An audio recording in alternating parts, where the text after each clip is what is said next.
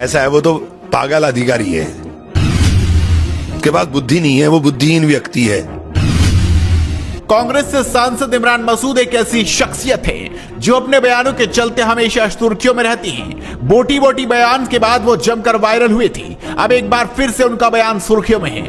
वजह है संबल सीओ का बयान, जिस पर इमरान मसूद ने पलटवार करते हुए ने पागल अधिकारी तक बोल दिया।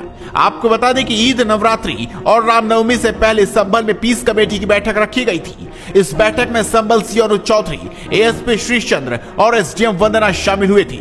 इसी बैठक में संबल सीओ ने विस्फोटक बयान दिया। उन्होंने कहा, अगर मेरा वक्तव्य इतना गलत है तो उसे हाई कोर्ट, सुप्रीम कोर्ट में क्यों चैलेंज नहीं किया, मुझे सजा करवाती। अगर आप ईद की सेवई खिलाना चाहती हैं तो आपको गुजिया भी खानी पड़ेगी। किसी भी एक आदमी ने यदि मेरा वक्तव्य इतना गलत था तो वो उसे हाई कोर्ट में, सुप्रीम कोर्ट में क्यों चैलेंज नहीं किया, मुझे सजा करवाते।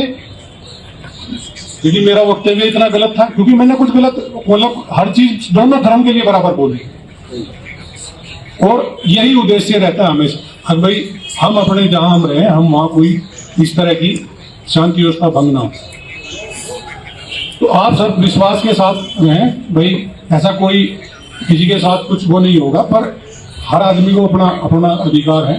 पर आप यदि ईद की सेवैयां खिलाना चाहते हो तो आपको गुजिया भी खानी पड़ेगी। ये गुजिया खाओ, ये सेवैयां, तो दोनों पक्ष खाओ।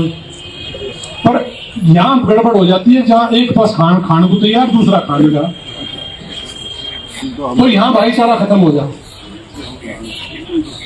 हम स्पष्ट मतलब बोल रहे हैं या कुछ भी हो रहे, तो ये चीज नहीं है। हम नेतागिरी नहीं कर रहे ना, हमें नेतागिरी का हमारा कोई इरादा है, हम नेतागिरी करेंगे। हर आदमी अब अपने तरीके से पेश कर रहा है, कौन कैसे पेश कर रहा है, क्या नहीं। इसी बयान पर प्रतिक्रिया देते हुए इमरान मसूद ने बेहद तीखा बयान करते हुए कहा कि वो पागल अफसर है, नफरत फैलाता है, और क्या कुछ कहा जरा सुनिए। ऐसा है, वो तो पागल अधिकारी है, उसके पास बुद्धि नहीं है, वो बुद्धिहीन व्यक्ति है। वो जो बोल रहा है उसको काटना पड़ेगा। समाज में नफरतें नहीं चल सकती, मोहब्बत के रंग ही चल सकते हैं। गुजिया खाने में किसी को क्या परहेज है, और जो गुजिया खाने से परहेज कर रहा है, मुझे उसके ऊपर भी शर्म आती है। अरे भाई, आपस में मोहब्बत से रहो, होली मनाओ, ईद मनाओ, दिवाली मनाओ, सब कुछ मनाओ, नफरतें मत बो, नफरत से काम नहीं चलेगा।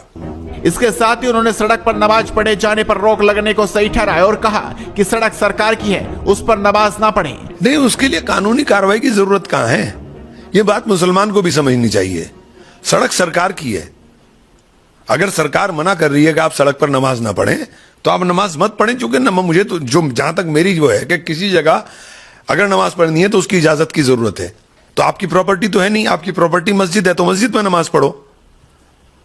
लेकिन जहां तक छत की बात है, तो ये बेवकूफी का बात है। छत पे अगर भीड़ होगी तो छत पे नमाज पढ़ेगा, तो कहां पढ़ेगा नमाज आदमी? आदमी नमाज तो पढ़ेगा, आप नमाज पे थोड़ी पाबंदी लगा दोगे।